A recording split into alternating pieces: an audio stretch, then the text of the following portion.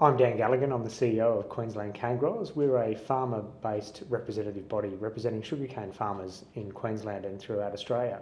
Practice change has been an element of agriculture since farmers were farming for food. It's critical for farmers to manage the changing climate, changing production practices and changing consumer demands, and therefore they're always looking for continuous improvement in farming practices. In the sugarcane industry, we've equally been trying to manage practice change for over 100 years, in the 100 years that we've been growing sugarcane in Australia. We've had tremendous advancements in agriculture and in sugarcane, particularly in the use of synthetic fertilisers to increase yields and production over the last 50 or so years. More recently, over the last 10 years, we've had to actually change our use of fertilisers. The whole industry's had to become much more focused on environmental management. We're really driven by improving and protecting the water quality that enters the Great Barrier Reef, really trying to underpin the resilience of the Great Barrier Reef to manage increasing sea surface temperatures as a result of climate change.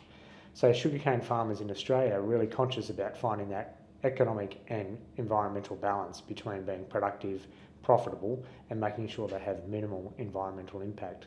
So the focus generally has been improving soil health, reducing off-site movement of pesticides, chemicals, fertilisers and sediment, while also maintaining overall productivity of the land. And that's a real challenge. It's a real challenge to maintain a balance that improves soil health and also improves productivity, because the profitability of every farm is actually driven by the yield and production they can get off each hectare of land.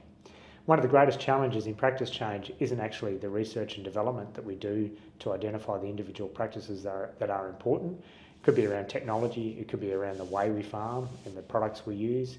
It could be around things like enhanced efficiency fertilisers that are new fertilisers that reduce the amount of potential off-site movement of fertilisers.